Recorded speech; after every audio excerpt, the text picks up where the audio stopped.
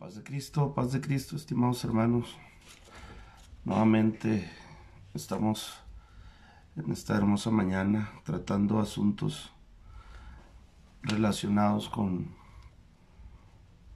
lo que hemos estado viendo, que son los puntos doctrinales de la Iglesia Apostólica, de la fe en Cristo Jesús. Estos puntos doctrinales están establecidos desde alrededor de los 1938, entre los 38 y 40 que se establece nuestra constitución como Iglesia Apostólica, y pues son los que han estado dirigiendo de alguna manera a la Iglesia, son los que han estado de alguna manera dirigiendo, ¿verdad?, cómo creemos como Iglesia Apostólica de la fe en Cristo Jesús. Estos puntos doctrinales, como ya lo hemos estado viendo, pues son 18. Están divididos en 4 secciones dentro de nuestra Constitución. El primero de ellos habla de la unicidad de Dios, que ya estuvimos hablando de estos puntos doctrinales, que es Dios, Jesucristo, el Espíritu Santo y la resurrección de Jesucristo.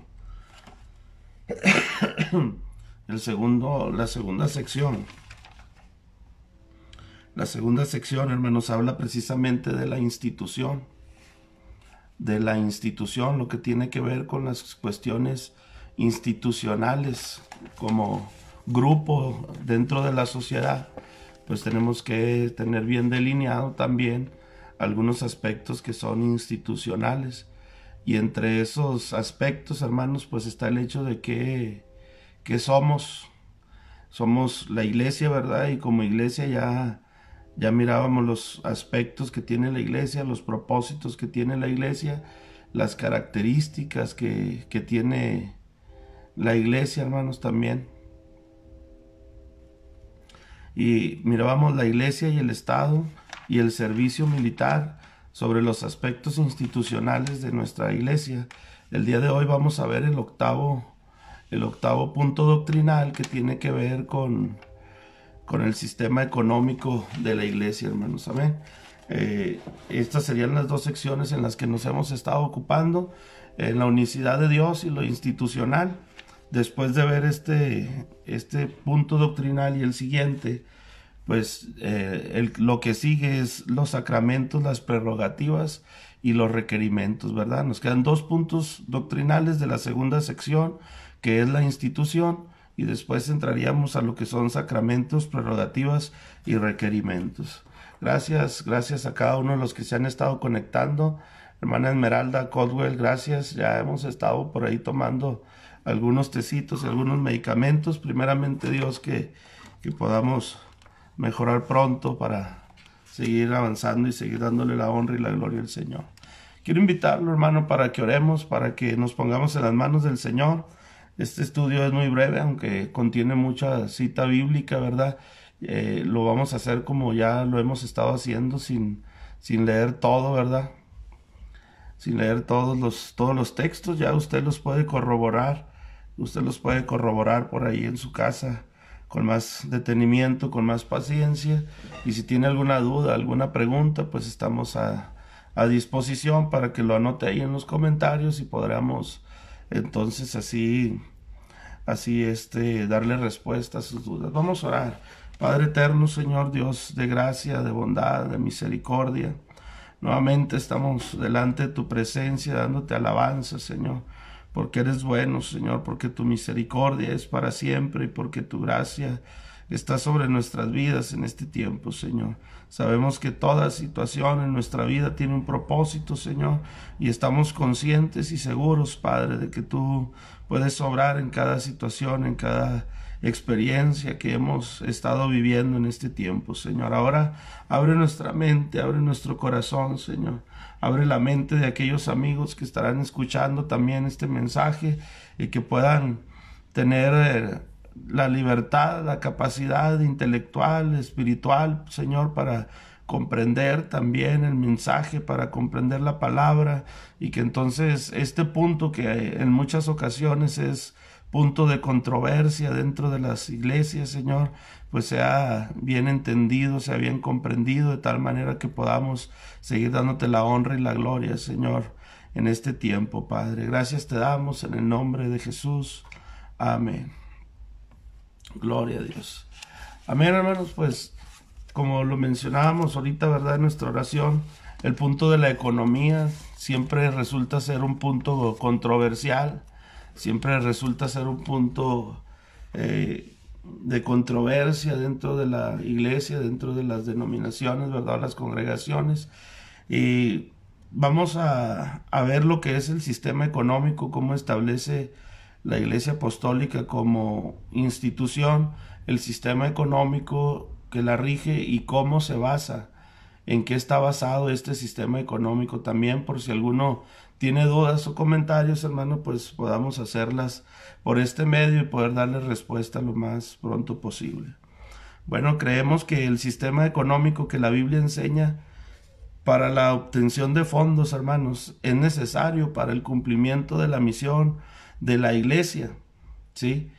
De la iglesia, para que la iglesia, como mirábamos en el punto número 6, que habla, o en el punto número 5, perdón, que habla de la iglesia, mirábamos que la iglesia tiene un propósito de existencia, y para que ese propósito de existencia se pueda cumplir, para que ese propósito de existencia, hermanos, se pueda realizar, pues nosotros creemos que lo que la Biblia enseña en cuanto a la obtención de recursos económicos para el cumplimiento de la misión, pues es la mejor manera o es la manera más correcta de poder hacerlo, y entonces de esta manera cumplir el propósito de Dios para nuestra vida como iglesia. Y la Biblia enseña, amados hermanos, que la obtención de recursos para el cumplimiento de la misión se debe desarrollar a través de diezmos y ofrendas, donativos, ¿verdad?, de personas, hermanos, en este caso diezmos y ofrendas como una cuestión referencial a lo que la Biblia nos enseña, y donativos también se puede fundamentar en aquella parte de la Escritura cuando la Biblia dice que los discípulos que estaban en la iglesia primitiva vendían sus propiedades, vendían lo que poseían y luego repartían lo que tenían en medio de cada uno de los que conformaban la iglesia para cubrir necesidades propias de la obra del Señor. Y esto se debe de practicar, amados hermanos, tanto por ministros como laicos igualmente. O sea que alguien dice, no, es que los pastores se roban los diezmos, es que son unos vividores porque viven de esto, de aquello. Pero mire, con todo respeto, sin afán de ofender a nadie, quiero decirle que la Biblia establece, tenemos muchas citas bíblicas que nos hablan acerca de los diezmos y las ofrendas, de los donativos. Tenemos muchas citas bíblicas, principalmente en el Antiguo Testamento, que ya hemos venido viendo también, que es una cuestión general, ¿verdad? Donde había una de las tribus, la tribu de los levitas, que vivían precisamente de las ofrendas o de los diezmos que presentaba el pueblo de Israel dentro de sus fiestas, dentro de sus celebraciones en el templo. Una parte era para el desarrollo de la obra, para presentar libación, para presentar sacrificio ante la presencia de Dios, y otra parte era también de alguna manera para el sostenimiento, ¿verdad?, de la tribu sacerdotal o de quienes eran encargados de las cuestiones sacerdotales. Entonces, de esa misma manera la Iglesia Apostólica pues sigue trabajando, amados hermanos, basándose en la Escritura, basándose en la palabra de Dios. Existe un sistema económico que nos ayuda precisamente a que la obra de Dios siga avanzando, siga caminando, pero al mismo tiempo nos ayuda para el sostenimiento de quienes de alguna manera vivimos completamente designados a la obra del ministerio, a la obra sacerdotal, a la obra pastoral, ¿verdad? Quiero empezar diciéndole, hermano, que los diezmos y las ofrendas no fueron netamente establecidos por Dios. O sea, Dios no se los exige al ser humano en ningún momento, sino que en primera instancia, bueno, como principio lo acabo de decir, ¿verdad?, En primera instancia, los diezmos y las ofrendas fueron algo que brotó del corazón del ser humano. Fueron un pacto que el ser humano hizo con Dios de su propia voluntad, no porque Dios se lo haya exigido. Mire, si usted va hasta el libro de Génesis, Génesis capítulo 4, nos habla de la ofrenda de Caín y Abel. Y dice la escritura que aconteció andando el tiempo, capítulo 4 de Génesis, versículo 3 en adelante, y aconteció andando el tiempo que Caín trajo del fruto de la tierra una ofrenda a Jehová, y Abel trajo también de sus primogénitos, de sus ovejas, lo más gordo de ellas, y miró Jehová con agrado a Abel y a su ofrenda, pero no miró con agrado a Caín y la ofrenda suya, y se ensañó Caín en gran manera, y decayó su semblante. Entonces Jehová dijo a Caín: ¿por qué te has ensañado, y por qué has decaído tu semblante? Si bien hicieres, ¿no serás enaltecido? Y si no hicieres bien, el pecado está a la puerta. Con todo esto, a ti será su deseo, y tú te enseñorearás de él. Y dijo Caín a su hermano Abel: salgamos al campo. Y aconteció que andando ellos en el campo, Caín se levantó contra su hermano Abel y lo mató. Fíjese bien, amado hermano, amado amigo. En el principio no nos dice la escritura que Dios le haya exigido una ofrenda. Dios le haya exigido una ofrenda al pueblo ni a los hijos de Adán, ¿verdad? Sino que aconteció que andando el tiempo ellos decidieron de su propio corazón, de su propia voluntad, ofrecerle una ofrenda a Dios. Y desafortunadamente una de esas ofrendas pues fue hecha a la ligera, y Dios no la vio con agrado. Sin embargo, la Biblia no dice que Dios haya castigado a Caín. La Biblia no dice que Dios haya castigado a Caín por la mala ofrenda. Simple y sencillamente pues no le agradó, no la vio con agrado el Señor esa ofrenda. Y vio con agrado la ofrenda de Abel, porque Abel había presentado lo mejor de lo que él tenía. Y en ninguna parte vemos que Dios le haya exigido de alguna manera a ninguno de ellos la ofrenda, sino que de voluntad propia ellos ofrecieron ofrenda delante del Señor. Lo mismo acontece en la cuestión del diezmo. Si usted va conmigo, y lo invitaría para que usted me acompañe a Génesis 28-22. En Génesis 28-22 se nos está narrando la historia de aquel hombre llamado Jacob. Y dice la escritura que tiene una visión Jacob en Betel. Pero el versículo 22 dice la escritura: y esta piedra que he puesto por señal será casa de Dios, y de lo que me dieres, el diezmo apartaré para ti. Si usted se fija, hermano, y lee cuidadosamente este pasaje, se va a dar cuenta que tampoco Dios le estaba exigiendo el diezmo a Jacob, sino que Jacob estaba haciendo un pacto con Dios. Acuérdese que nuestro Dios es un Dios de pactos. Jacob estaba haciendo un pacto con Dios y le estaba diciendo: Señor, si tú me llevas, si tú me bendices, si tú me das, ¿verdad?, lo que necesito, de todo lo que tú me des allá donde yo voy, entonces el diezmo apartaré para ti.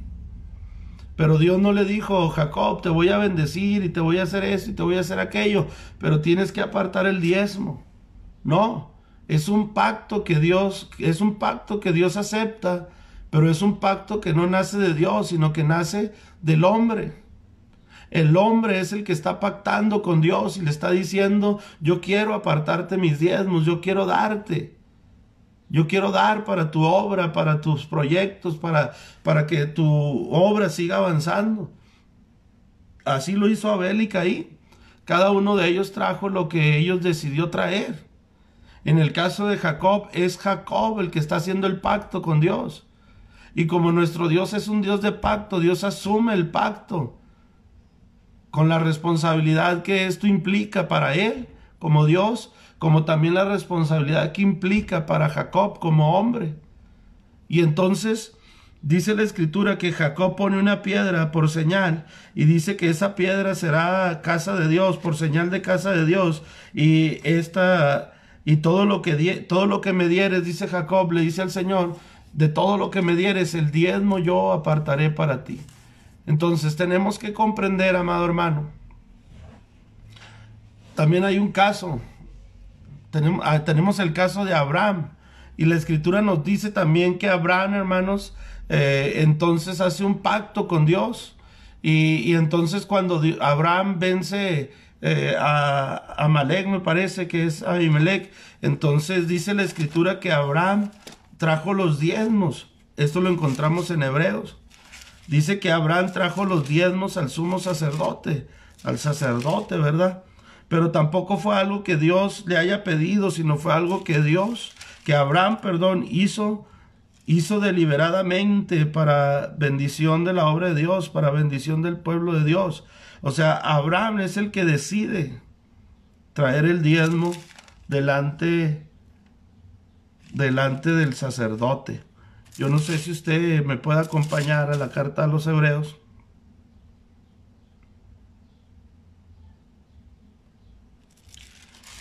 Y podamos ver precisamente esta parte de la escritura en el capítulo 7.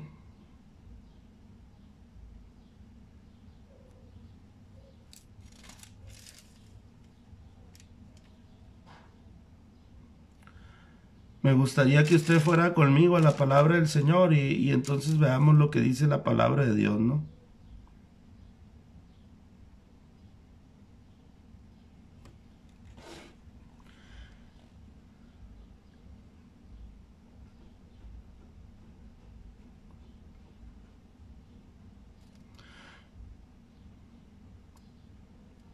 Dice el capítulo 7, versículo 6. Hablando del sacerdocio de Melquisedec, amados hermanos. Capítulo 7, versículo 6 en adelante.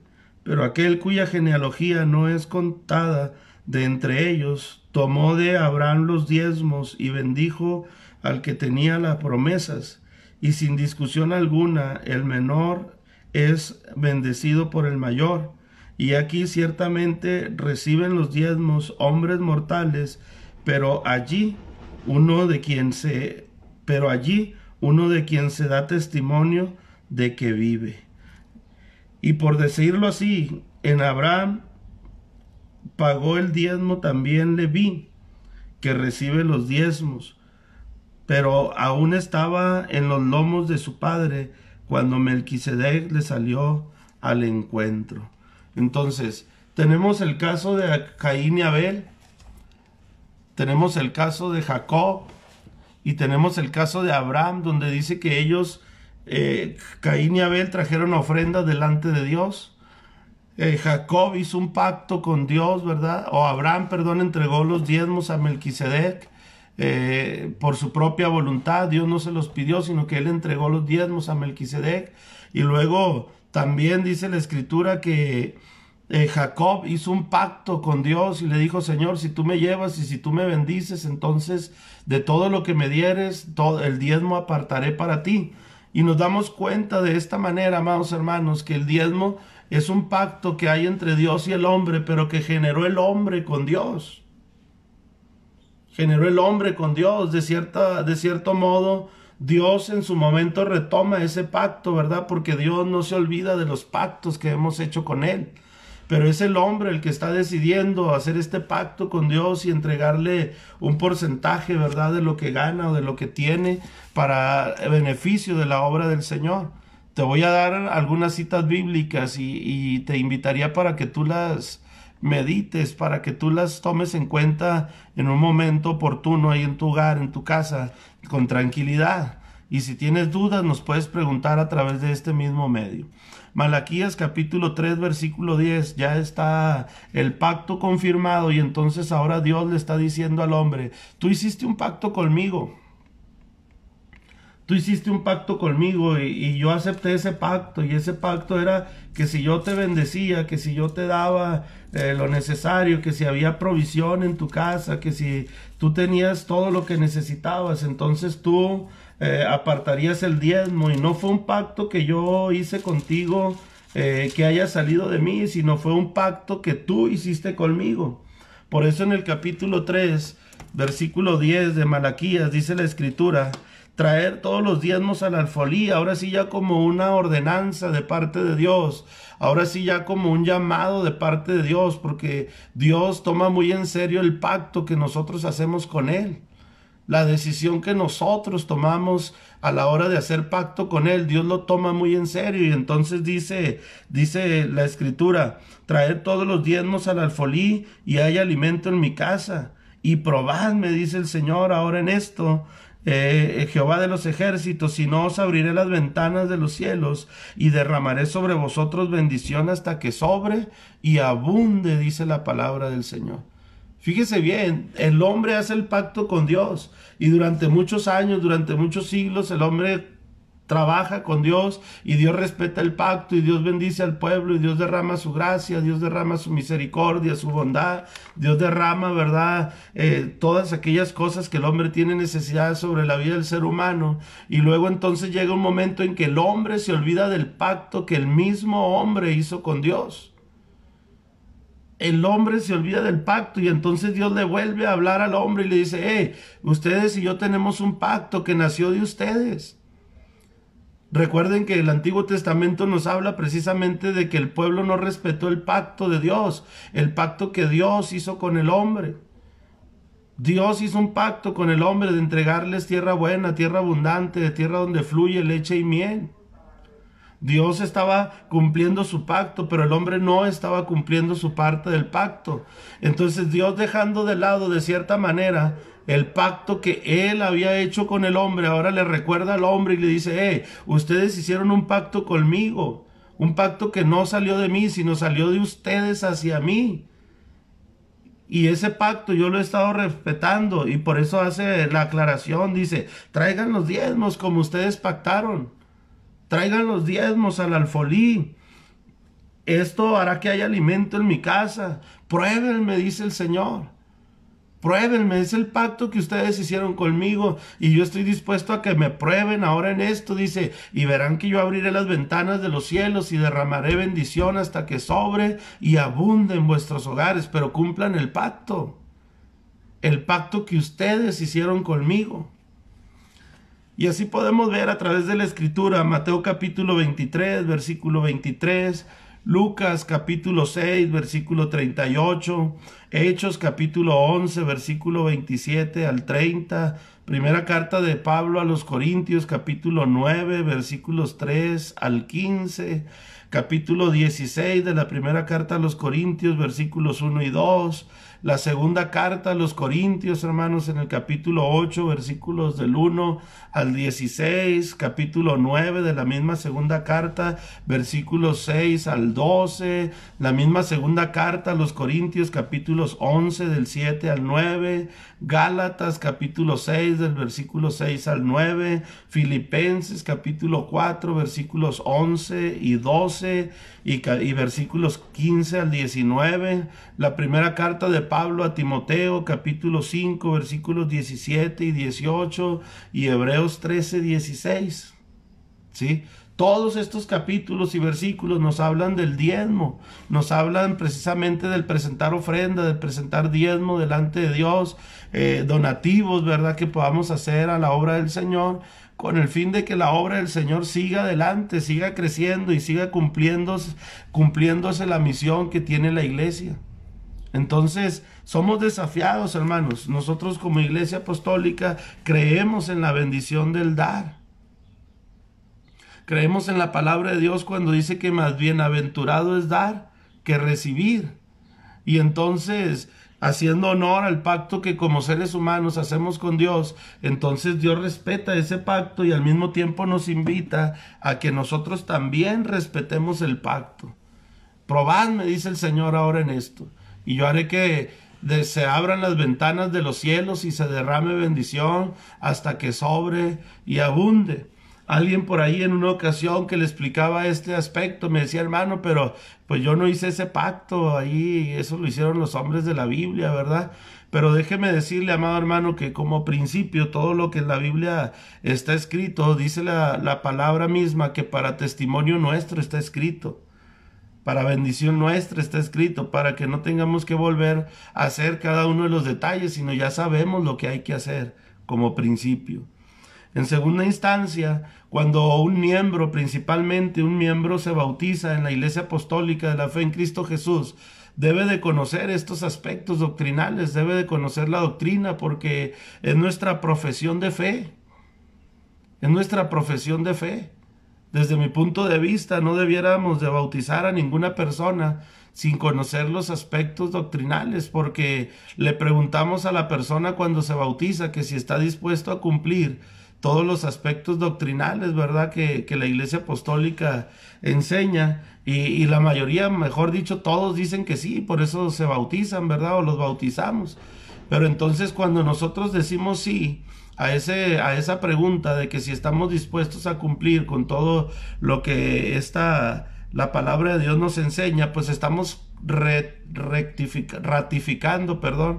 estamos ratificando el pacto que los hombres de Dios han hecho con Dios, y nos estamos uniendo a esos pactos, ¿sí? Tanto al de la gracia, al de la salvación, como también al pacto de entrega de diezmos y ofrendas y donativos, como aquí lo estamos viendo, ¿no? Sabiendo entonces que la obra de Dios, hermanos, no abarca únicamente el aspecto espiritual. Si la obra de Dios fuera únicamente el aspecto espiritual, no habría necesidad de la economía. Sin embargo, necesitamos de la economía para que pueda seguir desarrollándose la obra de Dios de diferentes maneras. ¿Quiénes deben de diezmar? Pues principalmente todos aquellos que están bautizados en el nombre de Jesucristo y que pertenecen a la Iglesia Apostólica de la Fe en Cristo Jesús. Todos debemos de diezmar, ¿sí? Independientemente en qué congregación nos encontremos, debemos de presentar nuestros diezmos a Dios. Y aunque dice la Escritura, bien claro nos lo dice, los diezmos los reciben hombres, seres humanos, dice, en este tiempo. Aún así dice la Escritura que debemos de tomar en cuenta que nosotros se lo entregamos a Dios. Cada quien será responsable de su parte. Quien no cumple el pacto, pues tendrá entonces por ahí que responder ante esa situación.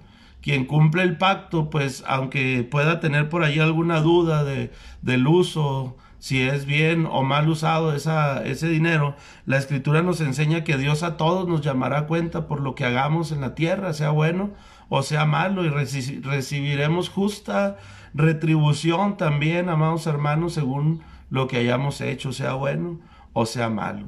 Entonces, confiando y creyendo que no todo lo que se relaciona a la obra de Dios es espiritual, sino también tiene de aspectos materiales, hermanos, necesitamos también, hermanos, o creemos necesario que haya una regla en la manera cómo se adquieran o cómo se distribuyan los fondos, ¿verdad?, necesarios para responder a las necesidades de la obra de Dios en el área material. Porque no nada más usted diezma, sino que todos diezmamos. Yo como pastor, yo diezmo también. Cada uno de nosotros diezmamos, y diezmamos a nuestra institución. Por eso está reglamentado cómo se establece.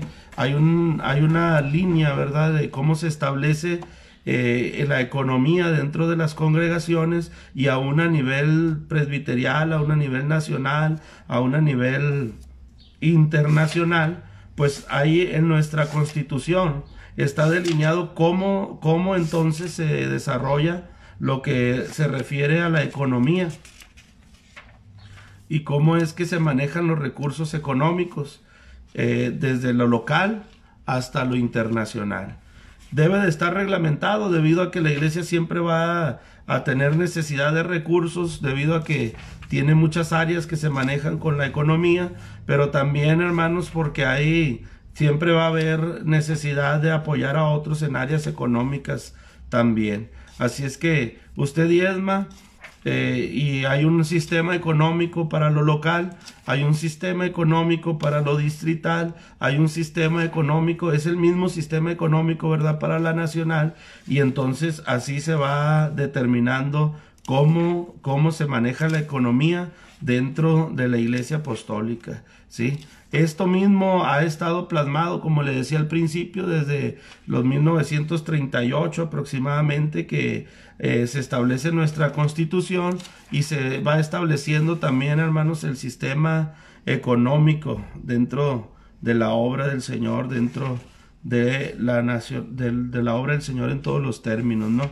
Por ejemplo, en el artículo 46 de nuestra Constitución dice la palabra escrita en esta Constitución del sistema económico de los distritos. Para sufragar los gastos de cada distrito, todos los ministros, fíjese bien, todos los ministros del distrito, enviarán sus diezmos aparte de sus ingresos mensuales a un administrador distrital correspondiente. O sea, lo que los ministros diezman dentro de la localidad no se queda en la localidad, es lo que se utiliza para la administración del distrito, hermanos. En este caso, en la tercera iglesia, lo que diezma el hermano Gamaliel y lo que diezma el hermano Antonio Ibarra no se maneja dentro de la localidad, ni lo que diezmo yo como pastor, ¿verdad? Lo que diezmo yo, lo que diezma el hermano Gama y lo que diezma el hermano Ibarra se va directamente a la economía del distrito. Estos fondos del distrito servirán para los pagos administrativos del distrito, la obra de la evangelización, la asistencia social, ayuda de manutención del obispo y para el presupuesto presente de cada convención, de cada convención, ya sea que por conducto de una comisión nombrada se hagan los diferentes gastos para convención o en casos de emergencia, para poder entonces apoyar desde el distrito, ¿sí? Desde el distrito. Pero de la misma manera, amados hermanos, hay una forma de que todos los recursos que se van a la nacional están distribuidos de diferentes formas, de diferentes maneras, para que entonces cumplan con un propósito. Esto es en relación a lo local y en relación a lo distrital. Pero cuando llegamos a la nacional, hermano, nos damos cuenta que todas las congregaciones, hermanos, diezmamos. De lo que entra a la congregación, se diezma también, hermanos, a la nacional, ¿sí? 2% de los diezmos de la iglesia. Vamos a suponer que en una iglesia entran 1,000 pesos, el 10% de ese 10% que se diezma, esos 100 pesos, 20 pesos se van al distrito para sostenimiento de las actividades distritales y algunos asuntos distritales como la administración, y el otro 8% se va a la nacional, ¿sí? ¿Cómo se distribuye? ¿Cómo se distribuye la economía en la nacional? Voy a leerle lo que dice en la sección sexta, en el capítulo 10 de la cuestión económica de nuestra Constitución. El análisis de la Iglesia Apostólica primitiva nos revela que aquellos primeros cristianos tuvieron que encarar desde el primer momento la cuestión material, y la resolución admirablemente y en la forma ejemplar para los cristianos de todas las épocas. Hechos capítulo 2 versículos 44 y 45. También nos damos cuenta que tal generosidad partía de la base individual, o sea, cada quien por su propia voluntad, que era el reflejo de una vida y en condición de producir lo necesario para ayudar a los demás. Efesios 4:28. Advertimos también en nuestro análisis del sistema económico que se practicaba en la Iglesia Apostólica primitiva las medidas que se fueron tomando para producir un método adecuado para la recolección de fondos, para la recabación de fondos y para poder producir un método adecuado para la recolección de fondos. Este método se distinguía por las exhortaciones a hacerlo con propósito y no por accidente. 2. El propósito y la alegría, que son contrarios a la mala gana y a la idea de la obligación forzosa. 3. La regularidad. 4. La proporcionalidad, según haya prosperado, dice 1 Corintios 16:2. Aparte de lo anterior, también descubrimos que que en la era de la iglesia primitiva no solo participaban los miembros de la iglesia de los deberes económicos, sino que también la misma congregación debían hacerlo saber debían hacerlo, debían saber hacerlo. La buena disposición, la igualdad entre la iglesia, la igualdad que no se expresa en aportaciones de la misma cantidad, sino en la proporción de los recursos de cada congregación, de modo que no haya holgura en algunas y estrechez en otras, dice la palabra del Señor. Entonces, les invitamos para que esto lo sigamos haciendo. El 8% que se va a la iglesia, a nivel nacional, se distribuye entre las diferentes carteras de trabajo de la iglesia a nivel internacional, y se distribuye de la siguiente manera. El 2% de la tesorería se va al distrito. El 8% se subdivide de igual manera, un 1% para la educación cristiana a nivel internacional, un 2% a la asistencia social, un 4% al Tesoro General, un 0.5% a distritos de escasos recursos y el 0.% a misiones internacionales. De esta manera, lo que diezma cada congregación, entonces se va, hermanos, a cada uno de las carteras de trabajo de la iglesia a nivel nacional. Déjeme decirle que días pasados nos estaban comentando de la nacional que hicieron un apoyo a 450 hermanos en necesidad extrema, con un apoyo de 2,000 pesos durante 2 meses. Desde 2 meses les ayudaron con 2,000 pesos a 450 familias, y eso da un equivalente a 900,000 pesos, que es precisamente un apoyo de las diferentes carteras. Se unieron para hacer un apoyo de lo que había, de los recursos que había por ahí en las arcas de cada una de las carteras, del trabajo que ellos están haciendo, y entonces hicieron ese apoyo a esas familias de escasos recursos en extrema necesidad. Y entonces así es como se distribuye la economía que entra dentro de las congregaciones. El 10% se va, 2% al distrito, 8% a la nacional, que se distribuye, como ya ahorita se lo mencioné, en las diferentes carteras en porcentaje, y lo demás, hermanos, pues se maneja dentro de la congregación y el apoyo de soporte alimenticio para la familia pastoral. La invitación, hermanos, es como dice la Escritura, que sigamos nosotros dando conforme a la medida en la que nosotros hemos comprendido este mensaje, que respondamos a las necesidades económicas de nuestra congregación, que podamos hacerlo de una manera que sea agradable en nuestra vida, y que podamos de esta manera bendecir la obra del Señor, comprendiendo que entonces la obra del Señor no solamente abarca el ámbito espiritual, sino también el económico, amados hermanos. Así es que es un pacto que nosotros hicimos con Dios. Yo lo invito, agradecemos a aquellos que en este tiempo, hermanos, pues han sabido mantener firme ese pacto y han sabido mantenerse de alguna manera fieles, ¿verdad? Fieles a este pacto con Dios, y estoy seguro que eso ha provocado que sus familias sean bendecidas también y no haya escasez ni necesidad en sus hogares, hermanos. Así es que a los que no lo han hecho, hermanos, pues los invitamos.